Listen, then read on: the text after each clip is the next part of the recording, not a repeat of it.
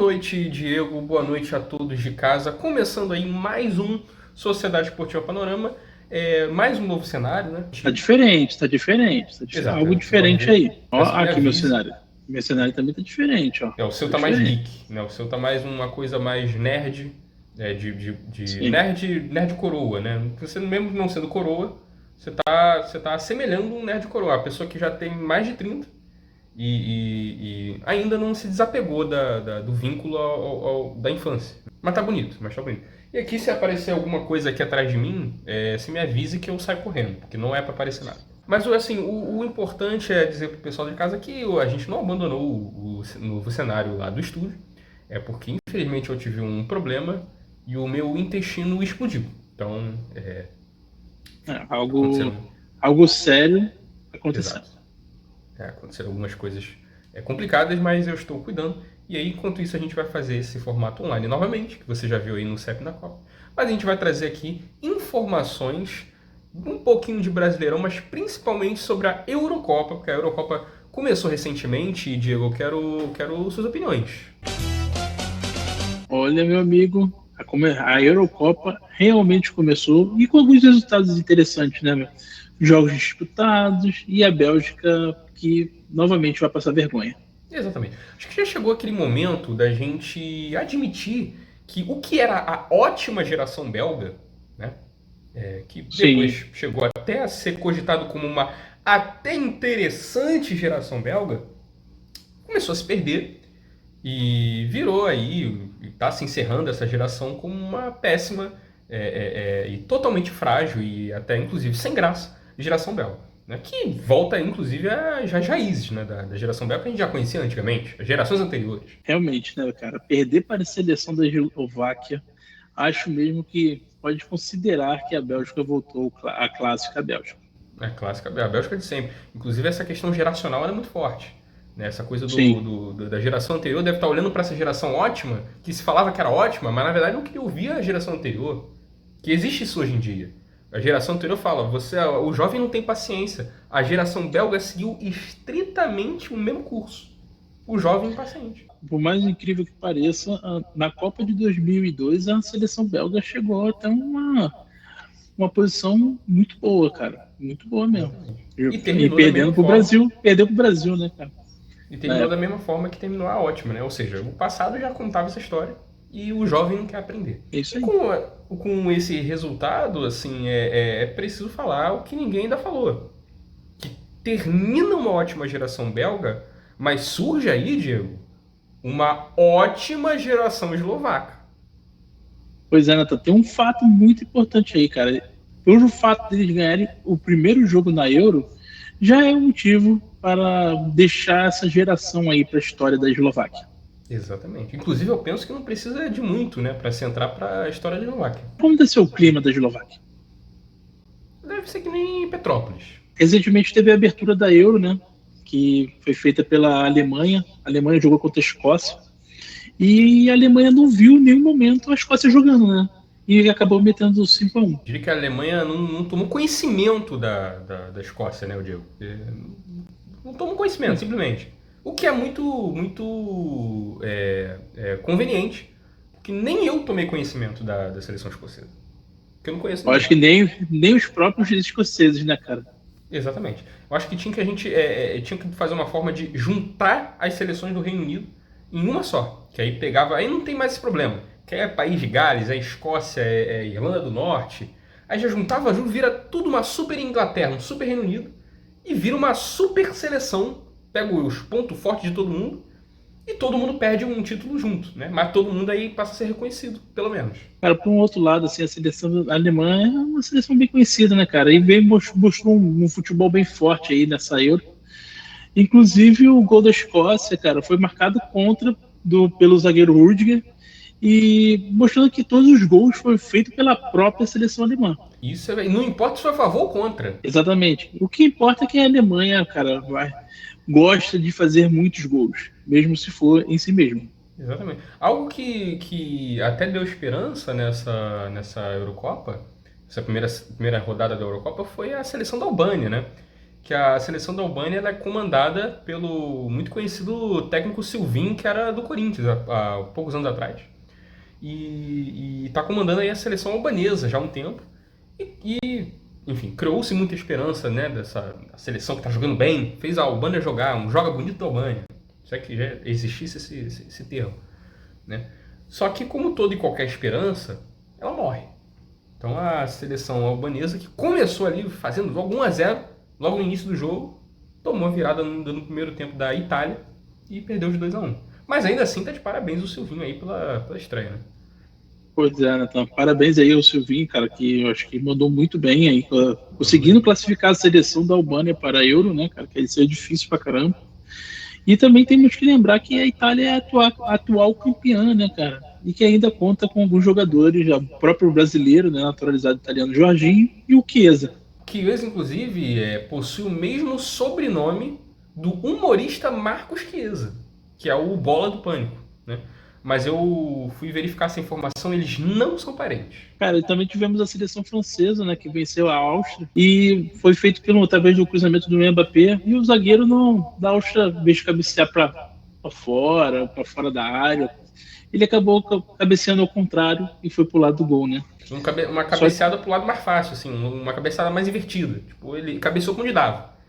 E aí Pois é, cara. não contava que tinha um gol ali, né? Na verdade, foi para onde o nariz apontou, né? Exatamente. Nessa situação, Diego, inclusive eu tenho certeza que esse zagueiro já estava até comemorando.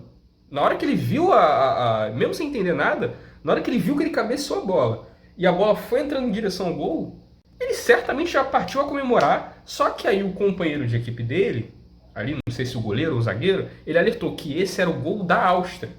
Só que aí você ouve, pô, esse é o gol da Áustria? Porra, então é gol, porra, vamos comemorar. É gol da Áustria, porra. Só que aí teve toda uma explicação, ou seja, o time perdeu um tempinho ali explicando para ele que não se tratava de um gol para a Áustria, né, em favor da Áustria, mas era um gol onde a baliza era do lado da Áustria. E aí, até entender, ele ficou um pouco confuso, mas ele seguiu ali o jogo 1-0 então pro time da França mesmo. Eu acho que isso daí fica confuso para todo mundo, cara. Até eu mesmo assim fico confuso. Acho que para acabar com essa confusão, acho que todo gol deve ser feito por aquele determinado jogador que colocou a bola pro gol. Aí o gol contra seria sempre, cara, muito bem visto pelo público e pelo torcedor, né? Verdade. Excelente ponto. E porque aí até os goleiros podiam fazer gol, porque eles ficam com aquela bola na área o tempo todo e o gol tá aberto atrás deles. E eles não podem fazer nada. Imagine a quantidade de gols que ia ter. Exatamente. Imagina, Nathan. Placares super elásticos, assim, de no mínimo 10-10, 15-15, né? 15-15, 26-26. Ia ser gol toda hora, Diego. O torcedor ia ficar entediado. É muito parecido com o handball, né? Se for um resultado 26-26, dá algo meio parecido com isso aí. O handball é um futebol que teve preguiça de ir pro pé. Então aí a Talvez. galera tava jogando com a mão, falou, tem que ser com o pé, falou, não queremos mais, não queremos. Teve preguiça. Muito bem lembrado, Nathan, muito bem lembrado. Exatamente. Até uma melhoria, eu inclusive sugiro para a CBF colocar essa regra. De vez em quando a partida, quando puder, virar para a mão. Né? Ao invés de ser só no pé, às vezes fica muito sem graça. Você está vendo ali um Vasco e Cruzeiro. Só com o pé não tem muita graça. Então deixa o jogador, às vezes, que não tem muita habilidade com o pé, ele pega logo a mão e joga a bola no gol com a mão mesmo. Fica muito mais interessante. Imagina o goleiro no meio campo dando um passe com a mão. Exatamente, tem muita precisão. Tivemos também, Diego, nessa primeira rodada, a seleção de Portugal, que ganhou da República Tcheca, inclusive de virada. Né? República Tcheca, que também se refere por Chequia, aí fica uma curiosidade para vocês, por 2-1, Portugal ganhou de virada do interminável Cristiano Ronaldo. Cara, simplesmente não para. Ele não sabe o que é parar. Ele não sabe o que é parar, Diego. Ele não consegue parar. Se você pedir para ele parar, ele não vai. Ele não sabe. Ele desconhece a palavra não. Então, assim, se você fala para ele, Cristiano, por favor, não faça isso, ele vai continuar fazendo. Ele vai até o final e ele não para. Ele não conhece o termo não. O Cristiano não sabe. Definitivamente. Enquanto isso, ele tá olhando ali pro telão do estádio, né? Exatamente. Exatamente. Se olhando ali, um reflexo dele mesmo em algum momento. Em algum momento ele tá ali, ó. Até mesmo Vendo uma se a colher. sobrancelha tá feita, se o cabelo tá bem legal, né? Se tiver uma poça de água ali, ele vai olhar pro reflexo dele naquela poça mesmo e é isso aí. Ele se admirando. Mesmo com a idade dele, ele jogou, quase participou de um gol que seria a virada de Portugal, mas esse gol, infelizmente, foi anulado. Foi anulado, inclusive, ele fez bem, porque isso motiva a ele continuar não parando. Quebrar mais recorde, ele vai ajudar mais a seleção dele, conquistando o recorde e fazendo o vídeo no Instagram imitando o sotaque do Marcelo, que é o que ele gosta de fazer no tempo livre dele. Também colocar o filho dele pra treinar, né, cara? Exatamente. Ele gosta de brincar com o filho. A brincadeira que ele tem com o Cristiano Ronaldo, o Júnior, né? É uma brincadeira muito divertida que é forçar o filho a fazer 400 flexões, chorando no frio. Que eu acho que é uma das brincadeiras mais gostosas e sadias do Cristiano com o filho dele. Além da Eurocopa, o Diego, agora, assim, passando essa primeira rodada, a gente teve também a seleção brasileira, né? Porque está chegando aí a Copa América. E a seleção brasileira do técnico Dorival Júnior, que disputou mais dois amistosos, na verdade, de preparação para a Copa América. Está se preparando para essa Copa, onde, se tudo der certo, nossa seleção vai passar da fase de grupo, vai passar das quartas de final e vai ser completamente humilhado pela seleção do Uruguai na semifinal. Primeiro teve esse jogo contra o México, né? Que o Brasil ia vencendo por 2-0. E aí vendo que estava muito fácil. Né? Não tem como, né? Você deu um empate para a seleção mexicana e deixou para o final o gol da vitória do nosso menino, nosso rei, do quase rei do futebol, que imita o Pelé, Hendrick, que tem tudo para dar um grande ídolo, né, da nossa seleção. E até o momento que ele quiser entrar em treta com as subcelebridades, que acho que isso daí é rotineiro, né? Fazer campanha política com fake news e sonegar muito imposto. Exatamente, é coisa de rotina, né? Ele pode ser que abale em algum momento, mas todo jogador que é potencial ídolo do nosso país, da nossa nação, ele tem que ter pelo menos um imposto que ele sonega. Entendeu? Não imposto, existe, né, um ídolo sequer, e eu desafio todo mundo que estiver assistindo isso a me dizer um ídolo nacional que não tenha sonegado um imposto, que não tenha criado um instituto para ajudar jovens carentes para poder sonegar menos imposto. Que não paga pensão, né? Exatamente, é cultural, é necessário, Diego. E tem um ponto muito importante, hein? O Éder Militão aí, ídolo da seleção brasileira. Exatamente. Para você ver, ele sempre tem um problema conjugal, um problema que sai do âmbito. Esse é o detalhe. Porque o jogador comum, ele tem problemas somente no âmbito do futebol.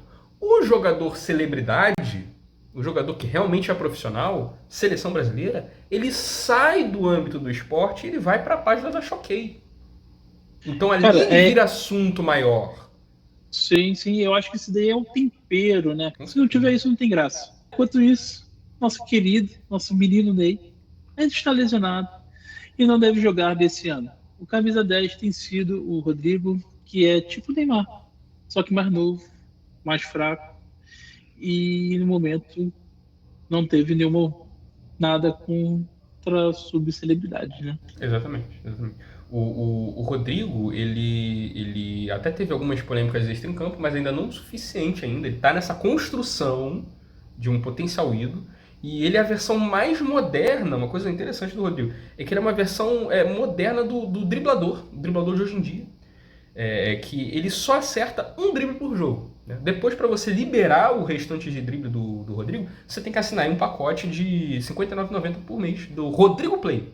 Que aí você consegue liberar aí mais dribles no jogo. Por enquanto, como é um produto novo ainda, ninguém está assinando, então ele só dá um drible por jogo, o resto tem que ser ali a cada assinatura. Hoje em dia, tudo é on demand. Exato. Você pagou, você levou.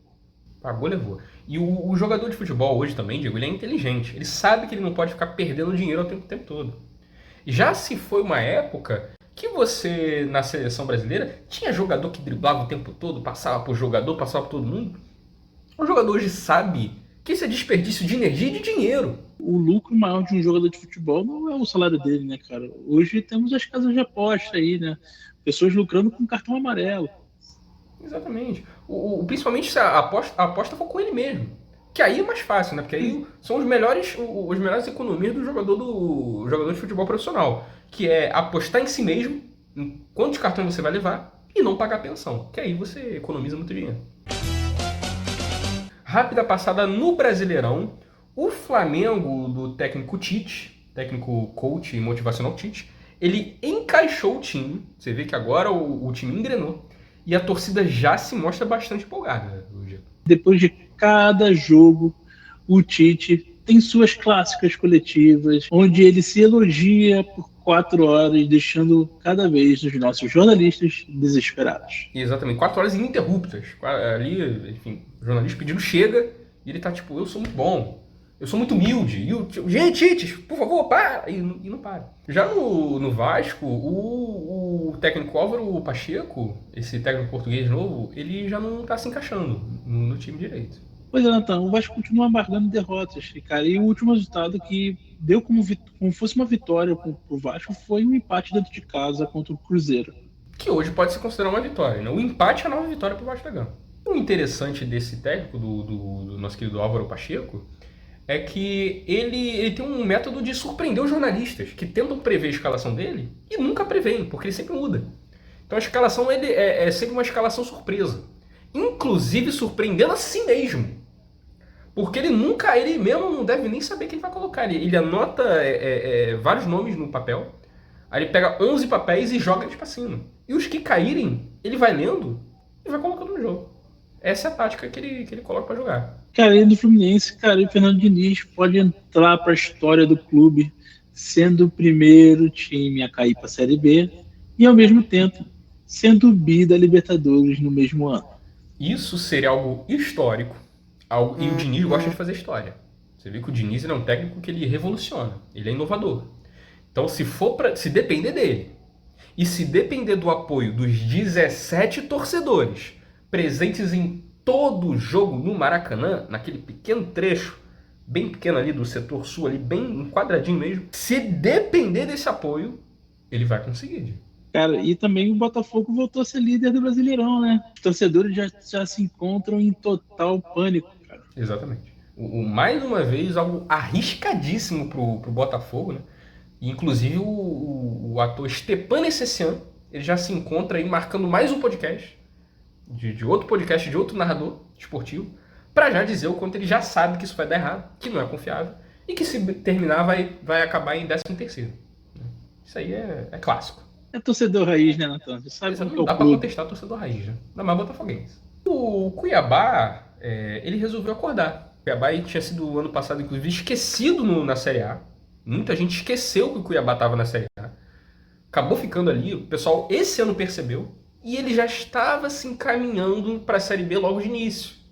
Para poder evitar também o trabalho de colocarem na Série B. Ele mesmo já falou, opa, esqueceram de mim, mas pode deixar que eu vou. Só que ele resolveu acordar, Diego. E nos últimos 3 jogos, em 2 deles, ele venceu o adversário, cada um deles, com 5 gols. Fazendo 5 gols. Provavelmente com isso daí, cara, acabou a cota de gols aí do Cuiabá nesse semestre, cara. Provavelmente. O contrato do Cuiabá, a gente conseguiu acesso, o contrato do Cuiabá ele prevê 22 gols por semestre. Então, assim, agora eu acho que já com esse resultado bateu os 22. Então, mais do que isso, eles têm que pagar multa e também tem que renovar mais um ano com o Davidson. E a vítima dessa vez foi o Fortaleza, que se mostra num ano muito ruim. Muito, muito ruim até agora, bastante irregular. Assim, o Vojvoda, que foi um técnico que inicialmente começou mal, e aí salvou ídolo. o Fortaleza. Ele é ídolo do Fortaleza. Que é considerado ídolo pela torcida, muito bem lembrado, porque começou meio ali, mas conseguiu carregar o clube, juntamente com o planejamento do clube, claro, para muitas glórias, muitos campeonatos, um time que disputa, um time que compete. Dessa vez ele está começando a cair de produção, porque primeiro foi a eliminação da Copa do Brasil para o Vasco. E o Vasco, nos últimos 10 anos, é café com leite. Todo mundo já sabe que as competições que o time do Vasco da Gama participa nos últimos 10 anos não vale. Ele tá ali, não tá para disputar de verdade. Ele tá ali para só brincar um pouco, depois voltar para casa e, inclusive, às vezes, para a Série B. Só que depois teve essa pancada do Cuiabá também. Só falta agora o Marinho renovar por mais 3 anos. Aí a coisa começa a ficar feia. Se o Marinho, se o jogador Marinho renovar mais um ano que seja, já dá pra rolar protesto na sede do clube do Fortaleza. Atenção, torcedor do Fortaleza. Fique atento. Se o jogador Marinho tiver ano que vem, ainda estiver dentro das dependências, você chame a polícia. Perigo. Daqui a pouco tá voltando o Thiago Galhardo, aí a casa cai. Aí vira bagunça demais. Aí também é exagero. Então, Diego, acho que por hoje dá pra gente finalizar esse episódio do CEP. Um bom episódio. A gente cumpriu aqui Eurocopa, Seleção Brasileira, preparando pra Copa América. Copa América a gente vai estar aí cobrindo também. E um pouquinho de Brasileirão, aquela pincelada de Brasileirão que não tem jeito, né? A gente sempre tem que dar aquela pincelada. Então você que ficou aí assistindo até o final, muito obrigado. Então, Diego, seu boa noite também. Quero agradecer a todos de casa que estão aí assistindo a gente até agora e um grande beijo. Boa noite a todos. Boa noite a todos. Agora eu vou cuidar do meu intestino, porque, como eu disse mais cedo, ele explodiu. Então tem ainda alguns pedaços espalhados pela casa, eu vou ter que catar ainda com uma pinça, que são pedaços muito pequenos. Então eu vou ter que catar e aí a gente pode finalizar o programa então. Então, enterogermina. Muito obrigado. Boa noite para todos e a próxima. Valeu. Tchau, tchau. Um grande abraço aí para todos.